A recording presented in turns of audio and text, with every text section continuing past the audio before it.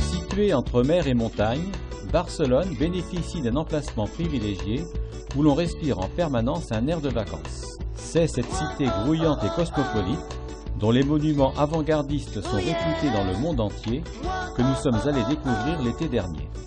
Nous vous proposons d'en refaire avec nous la visite à travers quelques-uns de ces lieux les plus emblématiques et les plus originaux. Barcelone, funky town. Barcelone with a handsome boy. Barcelone, what a pretty town. So much people, but nobody like you. C'est d'abord vers la Plaça de Catalunya que nous nous dirigeons. Centre nerveux de la ville, cette grande place unit le dédale des ruelles du quartier ancien et le quadrillage rigoureux des rues du quartier de l'Eixample construit au XIXe siècle.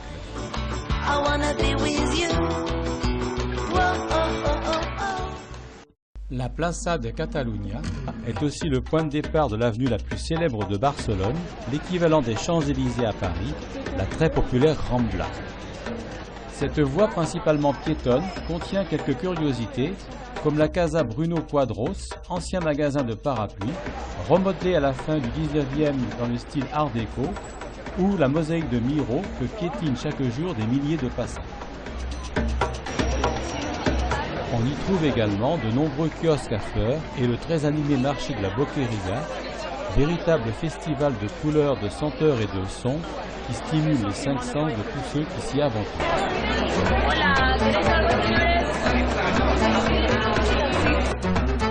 La Rambla longe le quartier le plus ancien de la ville, le Barri gothique, avec son labyrinthe de ruelles tout aussi grouillantes et ses nombreuses places comme la Plaça Reial agrémentée de palmiers royaux.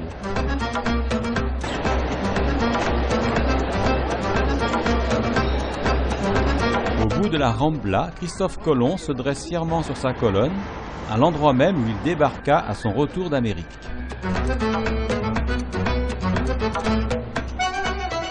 Réaménagé à l'occasion des JO de 92, le front de mer offre d'agréables promenades, aussi bien en direction de la colline de Montjuïc que vers le quartier de la Barceloneta et ses grandes plages de sable fin. Au pied des deux tours les plus hautes de Barcelone, une énorme sculpture en forme de poisson, El Texador, marque l'entrée du port olympique. Non loin de là, le parc de la Ciutadella, créé à l'occasion de l'exposition universelle de 1888 sur le site d'une ancienne forteresse militaire, est aussi un lieu de flânerie aux allures plus romantiques.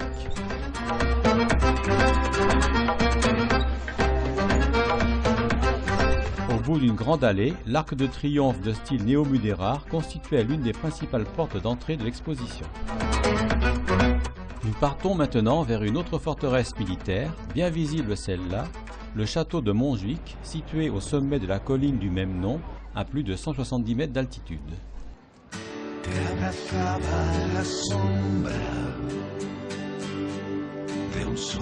Bastion défensif datant de 1640, le château de Montjuïc a connu une histoire mouvementée.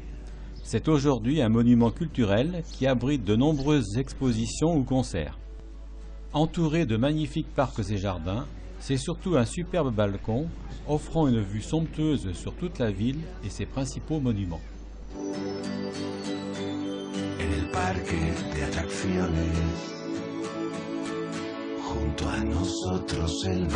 Ici, on aperçoit la Sagrada Familia toujours en construction, là la Torre Akbar achevée en 2005 et qui fait penser au Gherkin de Londres.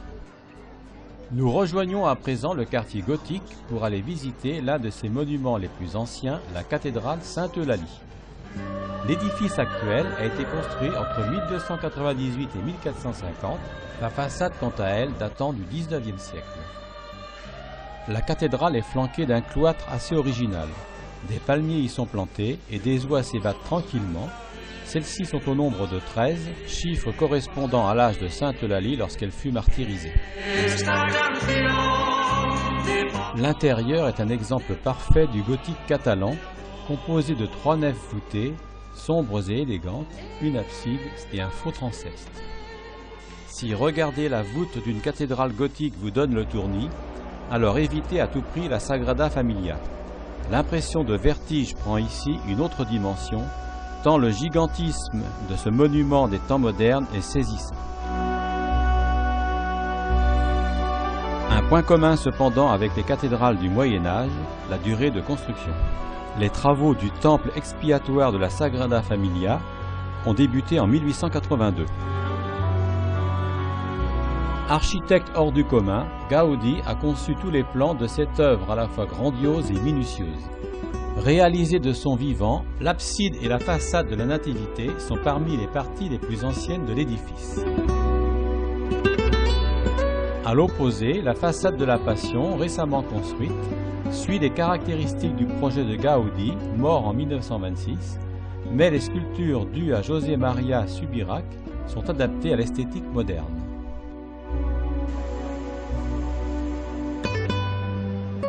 Dès que l'on pénètre à l'intérieur, le regard est tout de suite attiré par la hauteur de la voûte qui culmine à 60 mètres au-dessus de la croisée.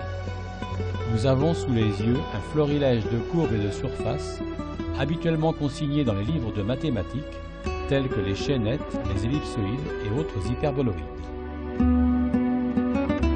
Les nouveaux vitraux, réalisés à partir de 1999 par les artistes Joan Villagro et José María Bonet, expriment à travers une symphonie de couleurs tout le symbolisme voulu par Gaudi. Le goût prononcé pour les formes géométriques originales se retrouve également dans le baldaquin heptagonal suspendu au-dessus de l'autel principal.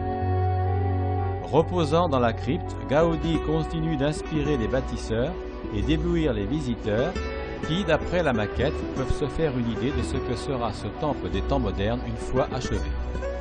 Avec la Sagrada Familia, nous avons entamé la visite du vaste quartier de l'Eixample, mot qui signifie extension en catalan.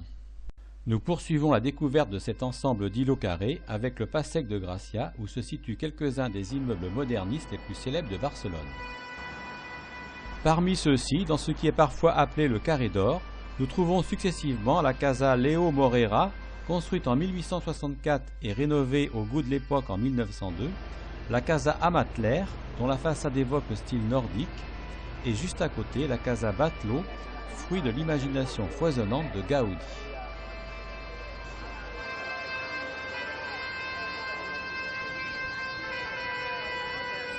À quelques pas de là, tout aussi extravagante, la Casa Milà est une autre réalisation du grand architecte catalan. L'édifice offre une façade sculptée en forme de vague et des balcons couronnés d'acier forgés comme des algues. Aussi baptisé la Pedrera qui signifie la carrière, le bâtiment qui comporte 7 étages est quasiment dépourvu de ligne droite et est conçu sans mur porteur. Le toit est à lui tout seul avec ses sculptures tarabiscotées, aussi insolites que chimériques, une galerie d'art en plein air, soigneusement aménagée, avec la ville comme toile de fond. Dans les combles, on peut découvrir une fois de plus les courbes en forme de chaînette inversée qui permettent de minimiser les contraintes et dont Gaudi faisait grand usage dans ses constructions. La visite se termine dans un ancien appartement avec ses décorations et ses objets d'époque. Nous quittons la Pedrera pour rejoindre un autre ensemble architectural moderniste, l'hôpital de Sant Pau. Constitué de jardins et de pavillons de style mudéjar reliés aux différentes installations par des souterrains, il était d'un concept totalement innovant. Nous retrouvons maintenant une nouvelle fois Gaudi à travers une de ses réalisations les plus délirantes, le parc Güell. Ce parc devait être à l'origine une cité-jardin commandée par son mécène Eusebi Güell pour la grande bourgeoisie de Barcelone, mais le coût de la construction s'avéra tellement élevé que seules 2 maisons et le parc furent achevés. Le point central est une immense place ovale, bordée d'un banc ondulé, couvert d'éclats de mosaïques provenant des déchets des usines de céramique.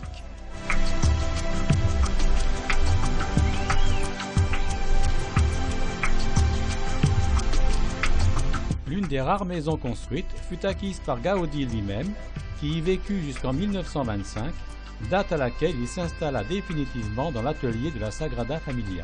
Signature du grand maître, une voûte de feuillage en forme de chaînette inversée agrémente le jardin de l'illustre propriétaire.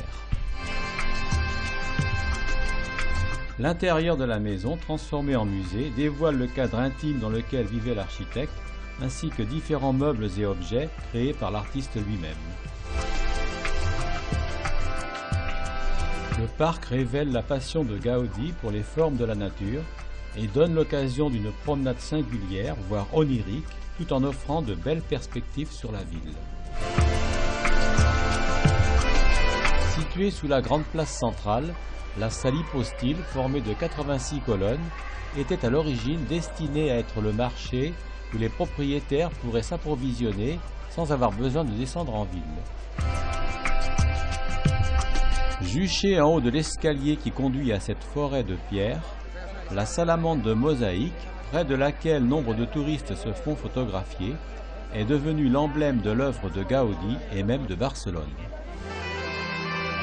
À l'entrée du parc, les pavillons de gardiens donnent le ton. Le visiteur pénètre dans un monde fantastique où les maisons, avec leurs drôles de toits, semblent issues d'un conte de fées. Ce jardin extraordinaire a l'honneur de figurer sur la liste du patrimoine mondial de l'UNESCO, comme 6 autres œuvres du grand artiste catalan. Nous terminons notre parcours moderniste par l'un de ses joyaux les plus somptueux, le Palais de la musique catalane, situé dans la vieille ville. Inauguré en 1908, c'est l'œuvre de l'architecte catalan Lluís Domènech i Montaner, qui, comme dans l'hôpital de Sant Pau, qu'il a aussi construit, a beaucoup innové aussi bien au niveau de la structure que de la décoration. Une guide nous en fait découvrir toutes les subtilités architecturales.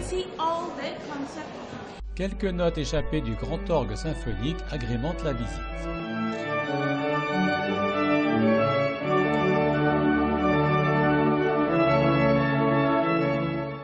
De la musique classique à la musique du folklore catalan, il n'y a qu'un pas de sardane à faire pour passer de l'une à l'autre.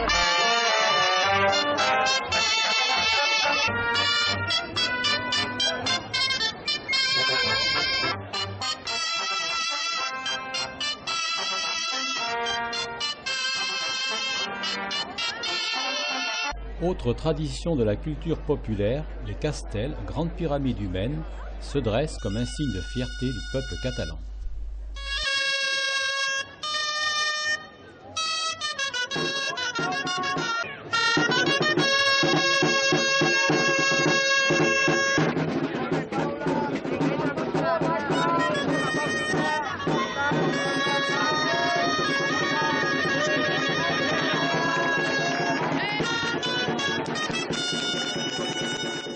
Nous quittons à présent le quartier gothique pour rejoindre à nouveau la colline de Montjuïc, mais du côté de la place d'Espagne. C'est là que se trouve le Musée national d'art de Catalogne, inauguré en 1929 pour l'exposition universelle, tout comme le Pueblo espagnol, village en taille réelle regroupant les maisons typiques de toute l'Espagne.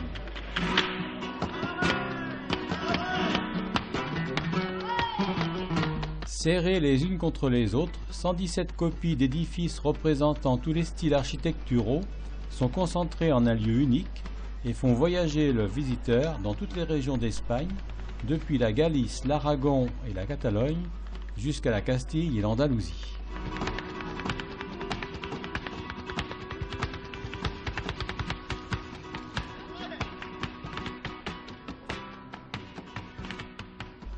Pour achever notre découverte de Barcelone, nous allons nous rendre au sommet de la colline Tibidabo qui domine la ville du haut de ses 512 mètres.